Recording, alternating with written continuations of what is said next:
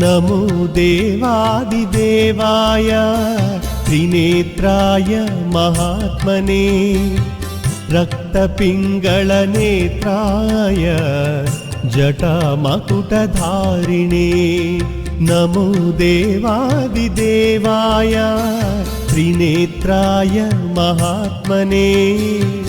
रक्तपिङ्गलनेत्राय जटामकुटधारिणे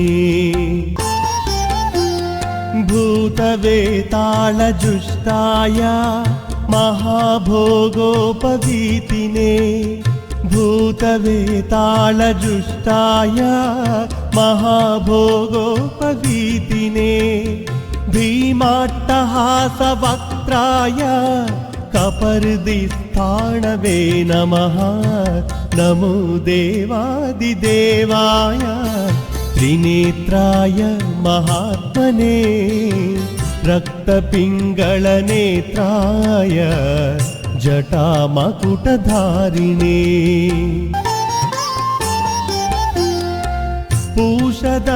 पूषदन्तविनाशाय भगनेत्रहणे नमः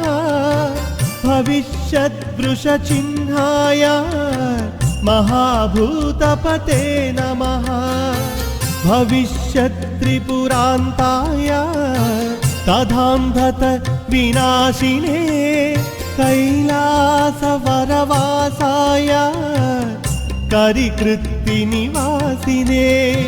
पिकराळोर्ध्वकेशाय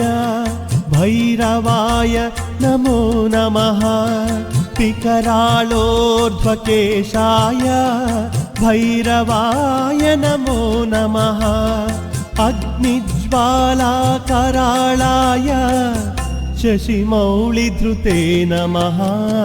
नमो देवादिदेवाय त्रिनेत्राय महात्मने रक्तपिङ्गलनेत्राय जटामकुटधारिणे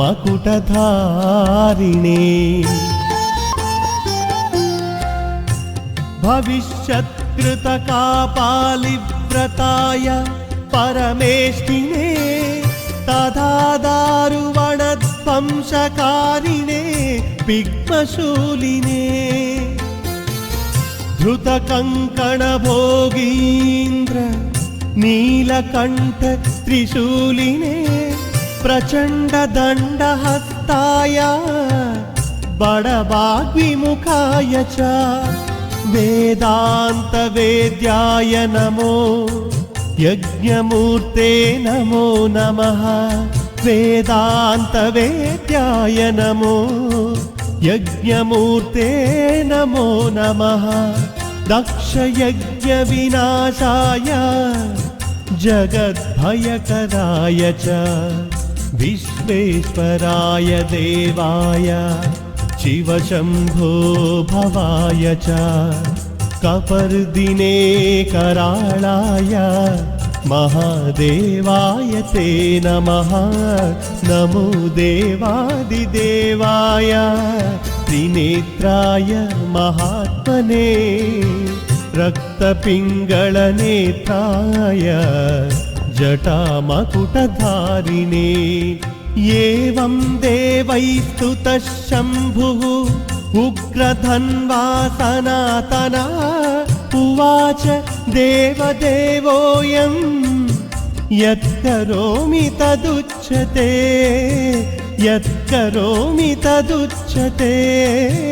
यत्करोमि तदुच्यते